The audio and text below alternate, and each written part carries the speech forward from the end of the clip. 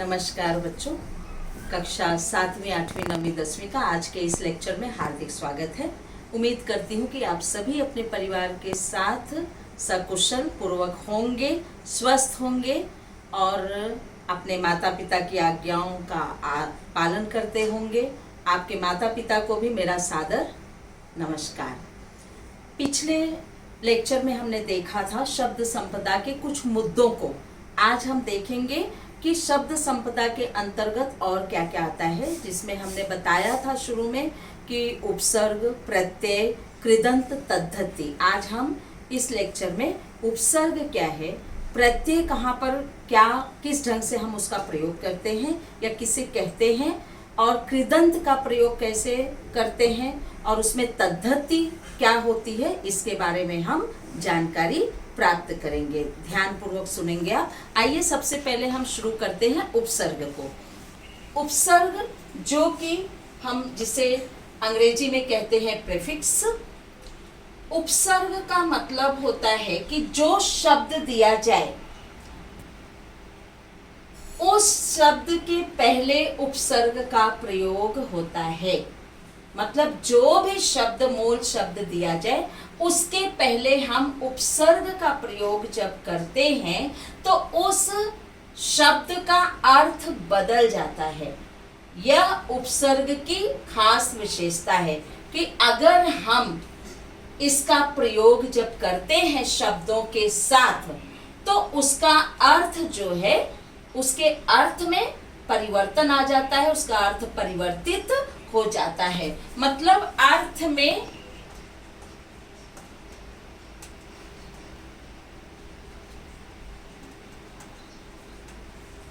परिवर्तन करने वाले शब्द को ही हम उपसर्ग कहते हैं। उपसर्ग की ये विशेषता है कि जो शब्द दिया है अगर हम वहां पर उपसर्ग का प्रयोग करते हैं, यह ध्यान रखिए कि उपसर्ग का प्रयोग हमेशा शब्द के पहले लगता है, बाद में नहीं। शब्द के पहले हम उपसर्ग का प्रयोग करते हैं और उसके अर्थों में भिन्नता आती है, उसे हम कहते हैं उपसर्ग। आइए देखते हैं। जैसे यह सब आपका उपसर्ग दिया है, आप सभी ध्यान देंगे कि यह सब जो है आपका उपसर्ग दिया है। जैसे अ हुआ, अ उपसर्ग हमें लगाना है और शब्द दिया गया मृत।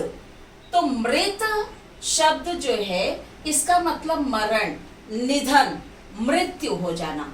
लेकिन अगर हमने इस मृत मूल शब्द में अ उपसर्ग का प्रयोग किया तो यह मृत न रह करके क्या हो जाएगा, अमृत। इसका अर्थ पूरी तरह से बदल गया। जहां पे हमारा अर्थ था मरण, निधन, देहांत, वहां पर अब अजय अमर हो गया। अमृत का मतलब महावरदान, जिसकी कभी मृत्यु न हो सके, जिसकी कभी मृत्यु न हो सके। इसी प्रकार से यह उपसर्ग की विशेषता है कि यह शब्द के पहले लगाया जाता है और जो शब्द रहता है उसका अर्थ पूरी तरह से यह बदल देता है। इसे हम कहते हैं उपसर्ग। तो उसी प्रकार से दृश्य शब्द है, लेकिन उपसर्ग लगाने से यह क्या होगा, अदृश्य बन जाता है। मतलब जहां पे हम देख सकते थे वहां पे अ का प्रयोग किया हमने, तो अ उपसर्ग लगाने से इसका अर्थ पूरा परिवर्तन हो गया, अदृश्य हो गया। उसी प्रकार से पवित्र में हम अ उपसर्ग लगाएंगे तो वह हो गया अपवित्र। आइए स्व उपसर्ग को हम देखेंगे। तो स्व उपसर्ग जैसे देश, तो मतलब अपना, यह जो देश है, सिंपल सा सरल शब्द देश। लेकिन अगर हमने स्व लगा दिया तो वह देश की पराकाष्ठा और भी बढ़ गई। देश तो ठीक है, लेकिन कैसा देश, स्वदेश, हमारा अपना देश है। तो वैसे ही तंत्र, तंत्र का मतलब मंत्र तंत्र, तांत्रिक विद्या। तो लेकिन अगर हम स्व का प्रयोग करेंगे तो यह हुआ स्वतंत्र, पूर्ण रूप से इसका अर्थ बदल गया। राज्य एक छोटी सीमा हुई, लेकिन अगर हमने स्व कहा तो उसमें भी स्वराज्य, मतलब हम किस राज्य में रहते हैं, यह मेरा अपना राज्य है, यह अपना स्टेट है। दिन, दिवस, दिन में अगर हम प्रति उपसर्ग लगाएंगे तो यह शब्द क्या हो गया, दिन नहीं रह गया बल्कि क्या हो गया, प्रतिदिन। उसे ही क्षण, क्षण में अगर हम प्रति उपसर्ग लगाएंगे तो वह हो गया प्रति क्षण। कार, सिंपल शब्द, इसका अर्थ हुआ कार, मोटर कार। लेकिन अगर हम प्रति उपसर्ग लगाते हैं तो मतलब बदला लेना। प्रतिकार शक्ति मतलब प्रतिकार शक्ति, जिसे उसके प्रतिकार में हमें खड़े होना है। तो इसी प्रकार से हम देखते हैं आगे। उपसर्ग लगाएंगे वन में, वन का मतलब जंगल, लेकिन अगर हम उपवन लगा दिए, उपसर्ग लगा दिए वन के साथ तो यह हो गया उपवन। वैसे ही देश तो उपदेश देना, स्थिति उपस्थिति। उसी प्रकार से जय में परा उपसर्ग लगाएंगे तो क्या हो जाएगा, पराजय। आप देख रहे हैं किस ढंग से जय की क्या मीनिंग थी, क्या अर्थ था, लेकिन जब हम परा उपसर्ग का प्रयोग किए तो इसका अर्थ बदल गया। उसी प्रकार से काष्ठा, तो यहाँ पर भी हम परा उपसर्ग का प्रयोग करेंगे, पूरा अर्थ बदल गया यहाँ पर। वैसे ही जित तो पराजित। आप ध्यान में रखिए उपसर्ग की यह विशेषता है कि मूल शब्द के पहले इसका प्रयोग किया जाता है और मूल शब्द का जो अर्थ होता है वास्तविक, वह जो है बदल जाता है, पूर्ण रूप से परिवर्तन हो जाता है। उसी प्रकार से सह योग, योग शब्द है, इसमें हम सह उपसर्ग लगाएंगे। पाठी शब्द है, यहाँ पर हम सह उपसर्ग लगाएंगे, सहपाठी हो गया। वास शब्द है मतलब निवास करना, लेकिन सह वास का मतलब साथ में निवास करना।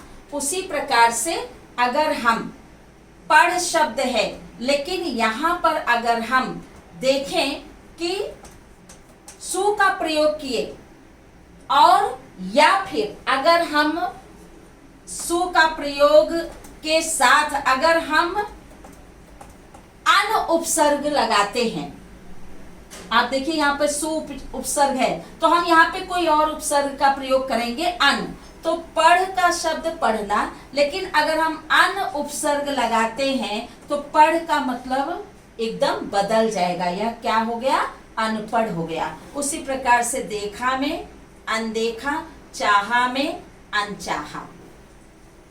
सु उपसर्ग का प्रयोग हम यहाँ इन शब्दों में लगाएंगे। रेखा सिंपल लाइन, लेकिन सुरेखा अगर हम कह दिए तो एक नाम हो गया। वैसे ही जान मतलब प्राण, लेकिन सुजान मतलब अच्छा इंसान। डॉल में सु उपसर्ग लग गया तो सुडौल हो गया। उसी प्रकार से आइए कुछ और उपसर्गों से बने हुए शब्दों को हम देखेंगे। को उपसर्ग लगाएंगे, संग मतलब साथ, लेकिन हम अगर कु लगा दिए उपसर्ग तो इसका मतलब बदल गया, इसका अर्थ पूरी तरह से परिवर्तन हो गया। वैसे ही पात्र में कु उपसर्ग लगाएंगे, कुपात्र हो गया। पुत्र मतलब एक बेटा, लेकिन हम कु उपसर्ग लगाएंगे तो यह मतलब बुरा पुत्र, जिसके अंदर अच्छी आदतें न हो, कुचरित्रवान। वैसे ही नाम शब्द है, लेकिन इसमें बद उपसर्ग लगाएंगे तो हो जाएगा बदनाम।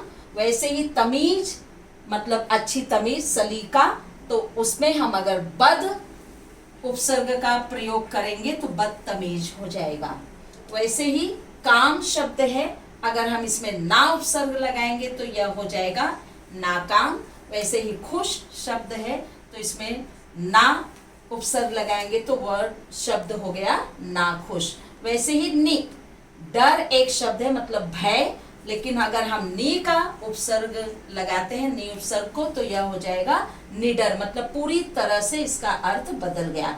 वैसे ही सिद्ध सिद्धि प्राप्त करना, लेकिन अगर हम नी उपसर्ग का प्रयोग करेंगे तो निषिद्ध हो जाएगा। उसी प्रकार से कम्मा तो निकम्मा, इस प्रकार से नि उपसर्ग का प्रयोग करेंगे तो अर्थ बदल जाएगा। मूल शब्द जो होता है उसका अर्थ भिन्न होता है, लेकिन उपसर्ग लगाने से उसके अर्थ में पूरी तरह से बदलाव आ जाता है।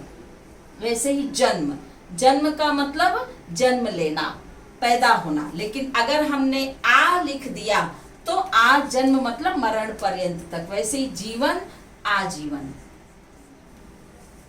अभी नंदन शब्द है, लेकिन अभी उपसर्ग लगाए तो यह हो गया अभिनंदन। वैसे ही अभिनय और मुख अभिमुख। दुर्दिन शब्द है, लेकिन इसमें अगर हम दुर उपसर्ग लगाएंगे तो यह हो जाएगा दुर्दिन। ध्यान दीजिए, दिन का मतलब दिवस, लेकिन अगर हम दुर उपसर्ग लगाएंगे तो यह हुआ बुरा दिन, मतलब हमारा दिन अच्छा नहीं था। तो इस प्रकार से दुर्दिन हो गया। गति स्पीड, लेकिन अगर हम दुर का प्रयोग करेंगे तो यह हो जाएगा दुर्गति। वैसे ही गंध मतलब बैड स्मेल, लेकिन अगर हम दुर उपसर्ग लगाएंगे तो इसका मतलब यह हो गया आपका दुर्गंध।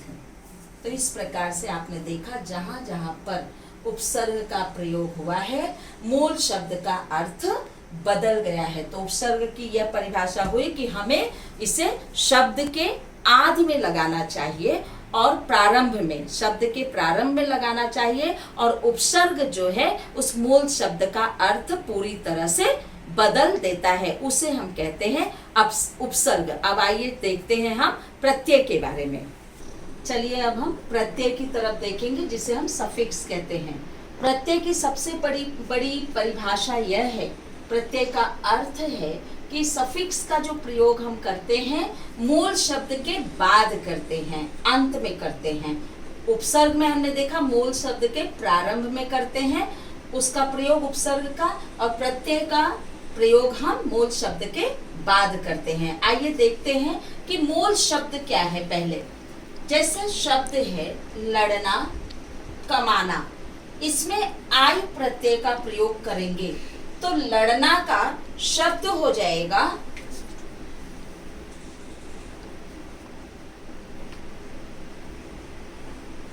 लड़ाई।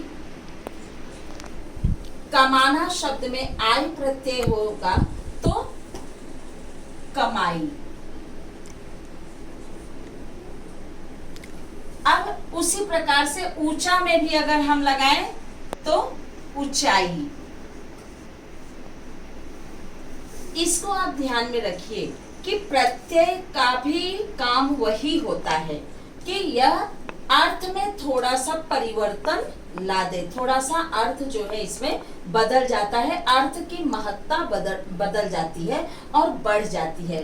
लड़ना शब्द था, उसमें आई प्रत्यय लगाया तो लड़ाई हो गया। कमाना शब्द था, आई प्रत्यय लगाया तो कमाई हो गया। तो यहाँ पर इसका भी काम होता है कि अर्थ में परिवर्तन करना, अर्थ में बदलाव लाना, लेकिन मूल शब्द के बाद यह लगाया जाता है। आइए ता प्रत्यय को हम इन शब्दों में लगाएंगे। जैसे मानव में ता का प्रत्यय लगाएंगे तो शब्द बन गया मानवता। उसी प्रकार से बहना न हटा करके बहता हम कर दिए, और लघु शब्द है अगर तो उसमें हम ता प्रत्यय लगाएंगे तो लघुता हो जाएगा। उसी प्रकार से आवट प्रत्यय इन शब्दों के बाद लगाएंगे। जैसे शब्द है रुकना तो न को हटा करके हम आवट का प्रयोग करेंगे तो शब्द हो जाएगा रुकावट। सजना, सजावट। आप देख रहे हैं आवट का किस ढंग से प्रयोग किया जा रहा है।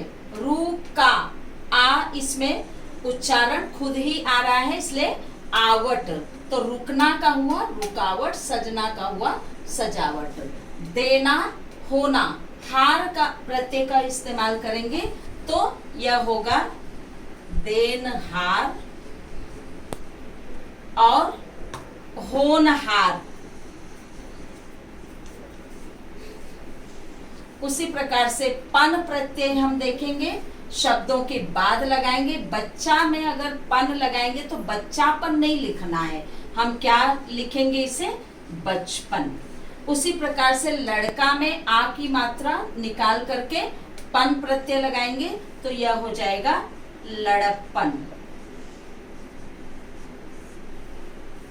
ई प्रत्यय लगाएंगे, बुरा शब्द है, बड़ी ई की मात्रा लगाएंगे तो शब्द हो जाएगा बुराई, और महंगा शब्द है तो शब्द में प्रत्यय लगाएंगे तो यह हो जाएगा महंगाई। कार प्रत्यय है, अगर हम शब्द लें पत्र और इसमें कार प्रत्यय लगाएंगे तो पत्रकार हो जाएगा, और कलाकार।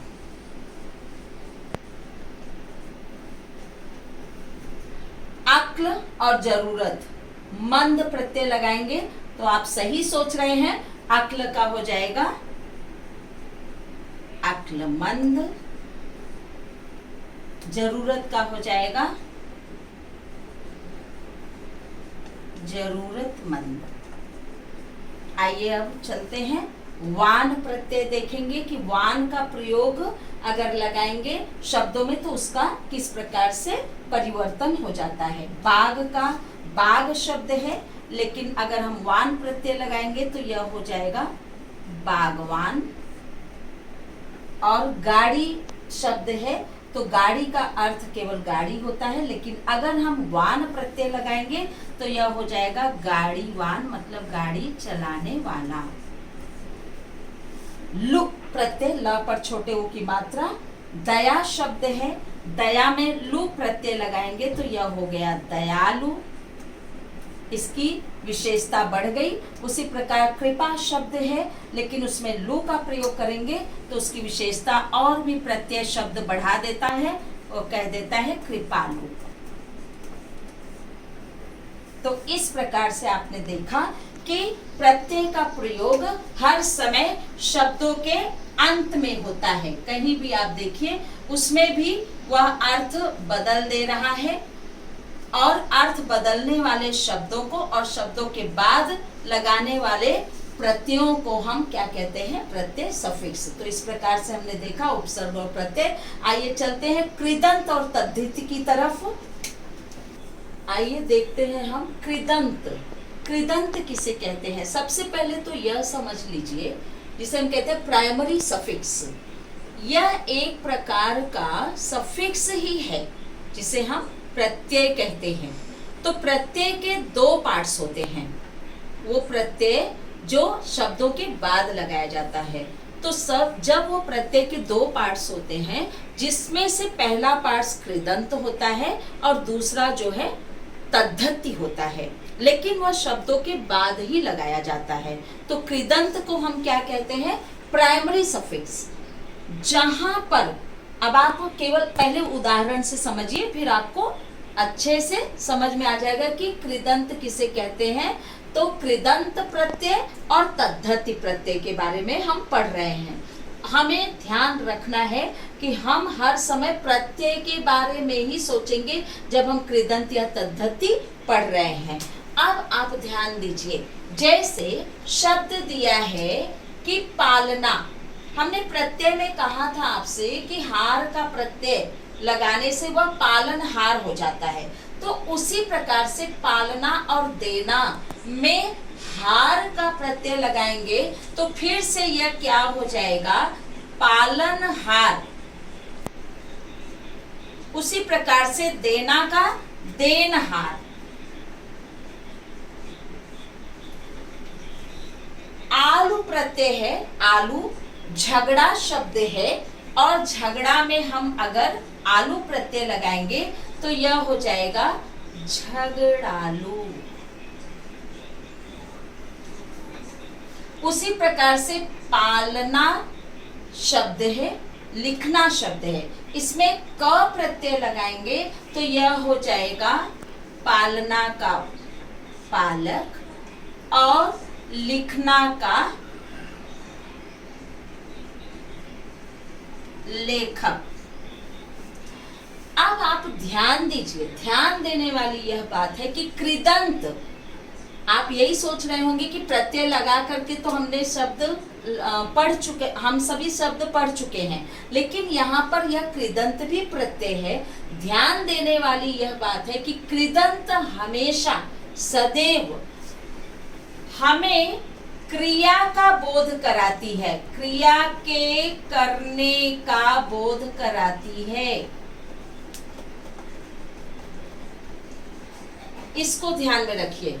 कृदंत पद्धति कृदंत प्रत्यय हम कैसे पहचानेंगे, वाक्य में दिया जाता है और प्रश्न पूछा जा सकता है कि नीचे दिए गए वाक्यों में से कृदंत और तद्धति अलग करके लिखिए। तो आप कैसे पहचानेंगे? पहचानने की विधि यह है कि कृदंत प्रत्यय जो है यह जिन शब्दों में लिखा होगा वह किसी न किसी रूप में वर्ब के बारे में हमें जानकारी देगा।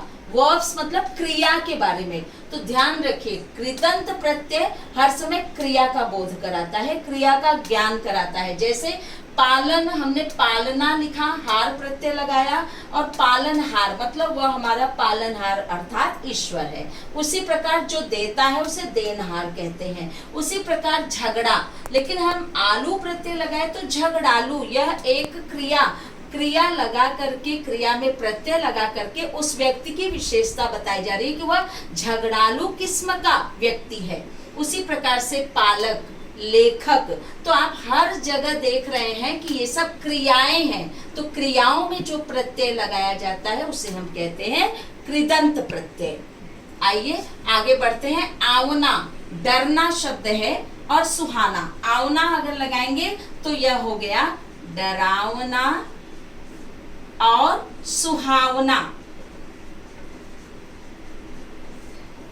उसी प्रकार से एरा प्रत्यय है, तो लूटना शब्द है और एरा प्रत्यय लगाएंगे तो हो गया लुटेरा, मतलब क्रिया, वह बहुत लुटेरा है। वैसे ही बसना, फिर इसमें एरा प्रत्यय लगाएंगे तो बसेरा हो जाएगा। ध्यान रखिए, क्रिया का बोध करा रहा है हमें।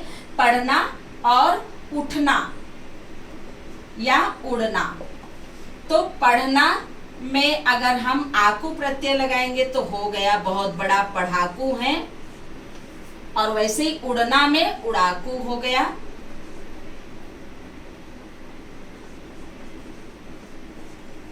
उसी प्रकार से अक्कड़ में भूलना शब्द था, उसके बाद पीना शब्द है, लेकिन हम क्रिया में परिवर्तित करेंगे प्रत्यय लगा करके, जिसे हम कृदंत कहेंगे।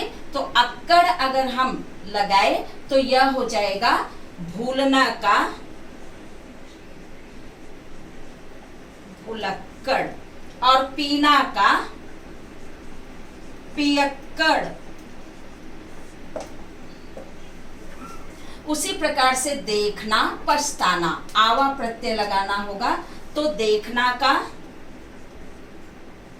दिखावा या पछतावा। उसी प्रकार से गाना और रवाना का यह शब्द दिया है, उसमें वैया प्रत्यय लगाएंगे आप, क्योंकि कृदंत बनाना है, हमें ऐसा शब्द लाना है जो कि क्रिया का बोध कराए। तो गाना का क्या हो जाएगा गवैया,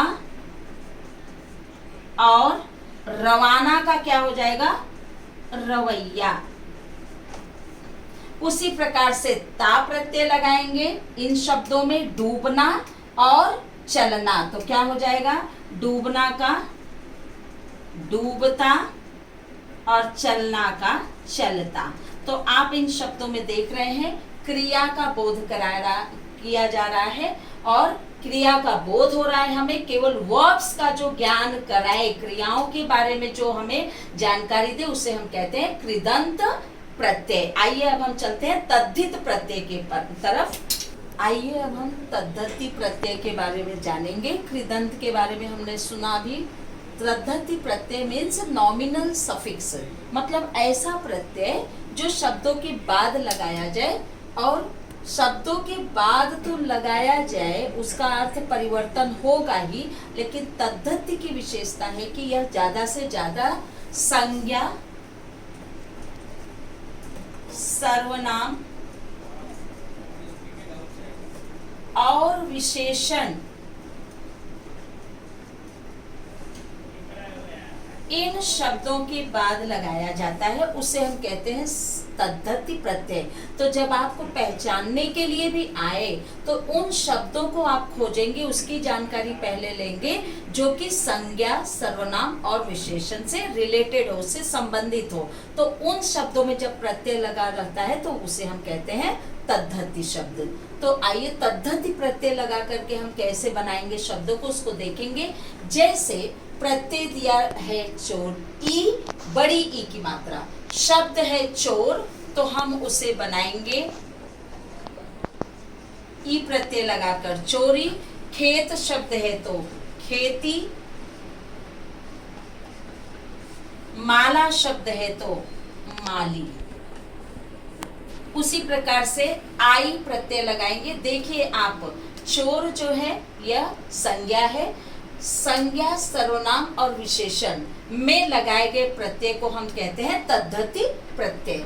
तो आइए चतुर में आई प्रत्यय लगाएंगे तो यह हो जाएगा चतुराई, और पंडित में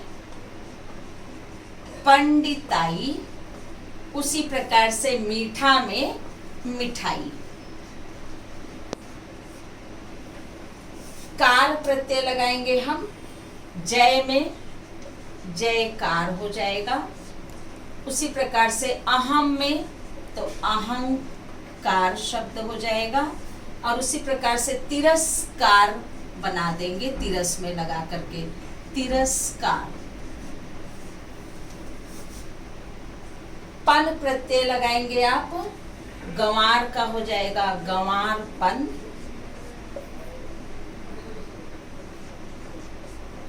बच में लगाएंगे हो जाएगा बचपन, और अपना में लगाएंगे तो वह हो जाएगा अपना वन। उसी प्रकार से ता प्रत्यय लगाएंगे हम किसी न किसी संज्ञा सर्वनाम या विशेषण में।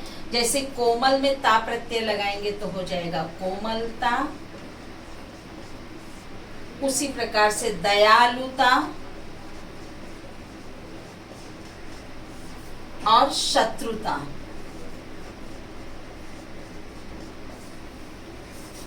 त्व प्रत्यय लगाएंगे, त्व प्रत्यय लगा करके, मतलब त्व प्रत्यय लगा हुआ कोई भी शब्द है तो आप उसे पहचानने में गलती नहीं करेंगे, वह तुरंत आप लिखेंगे कि तद्धति प्रत्यय कहा जाएगा उसे।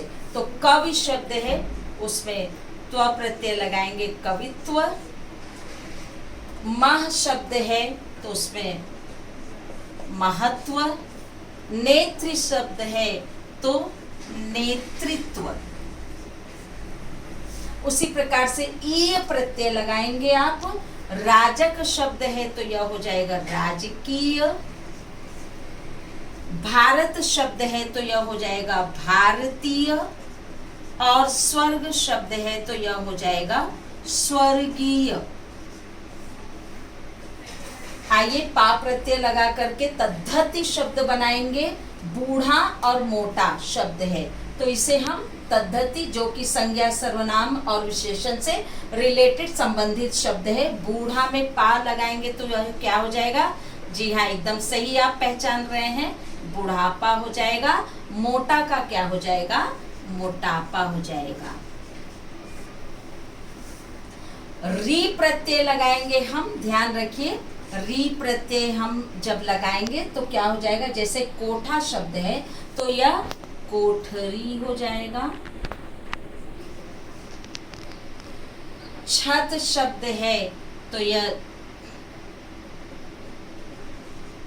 छतरी हो जाएगा।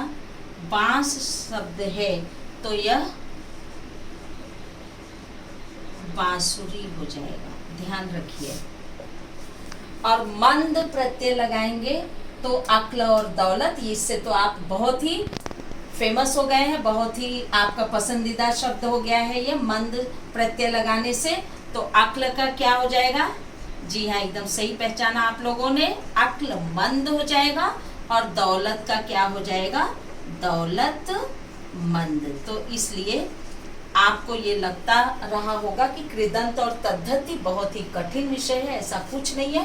कृदंत में क्रिया का बोध कराता है। अगर वाक्य में ऐसा शब्द है जिसमें क्रिया के साथ जो प्रत्यय लगाया है उसे हम कृदंत कहेंगे, और वाक्य में अगर संज्ञा सर्वनाम विशेषण के साथ अगर प्रत्यय लगाया है तो उसे हम तद्धति प्रत्यय कहेंगे। तो इस प्रकार से हमने देखा कि उपसर्ग प्रत्यय क्या है, कृदंत और तद्धति क्या है। इस प्रकार से बच्चे ये सब आप अपनी ग्रामर की नोटबुक में अच्छे शब्दों में लिख लेंगे, इसे बाय हार्ट कर लेंगे, लर्न करते चलेंगे, क्योंकि यह आपके पाठ में बाकी जो भी लेसन्स दिए गए हैं उसमें भी यह कृदंत और तद्धिति पहचानने के लिए आया वह पूछा जाएगा और उसमें दिए गए हैं शब्द जिससे आपको आसानी से आप पहचान सकेंगे कि कृदंत तद्धिति किसे कहते हैं, या उपसर्ग से बने हुए शब्दों को पहचान सकते हैं, प्रत्यय लगा करके नए शब्द बना सकते हैं, उपसर्ग और प्रत्यय को अलग कर सकते हैं। तो इस प्रकार से आज शब्द संपदा का यह जितना भी मुद्दा आपके पाठ्यक्रम में दिया गया है, जितने भी पॉइंट्स दिए गए हैं, जितने भी टॉपिक्स दिए गए हैं, उसका समापन हम आज के इस लेक्चर में करते हैं। उम्मीद करते हैं कि आप सभी घर पर सकुशल स्वस्थ रहते हुए समय का सही सदुपयोग करेंगे। धन्यवाद बच्चों, सदा खुश रहिए। मेरी शुभेच्छा आप लोगों के साथ।